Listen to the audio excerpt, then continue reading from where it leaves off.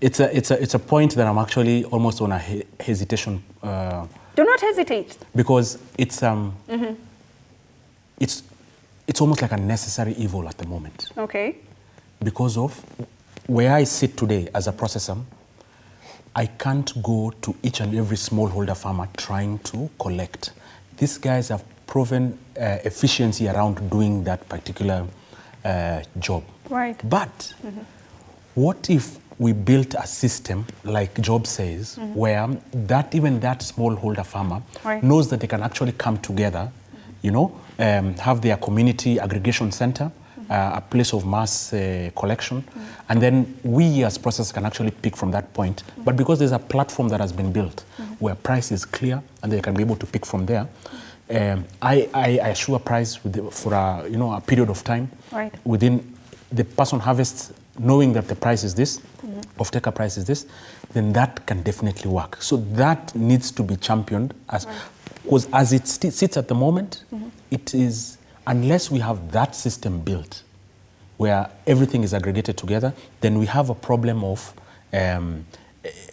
me as a processor going to John, going to Kimutai, going to I don't know who, trying to collect, and I'm increasing the cost of production that actually finally ends up in the consumer table. Then I'm termed expensive. Right. So it's also a catch-22 one in terms of necessary evil at the moment. Right.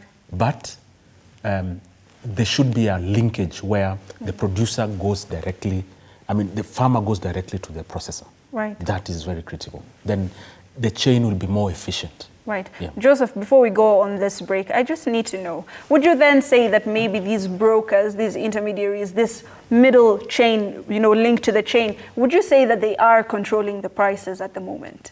Correct. And they're filling a void that has been left by I think both us, the processors, and the farmer. Right.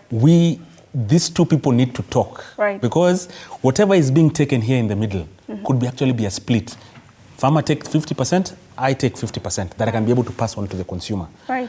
So the question is how, and that's where I sit now as the chair for food and beverage sector of CAM.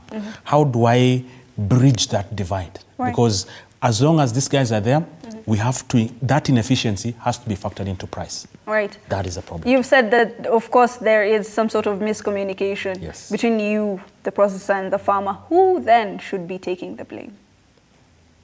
Being objective, of course.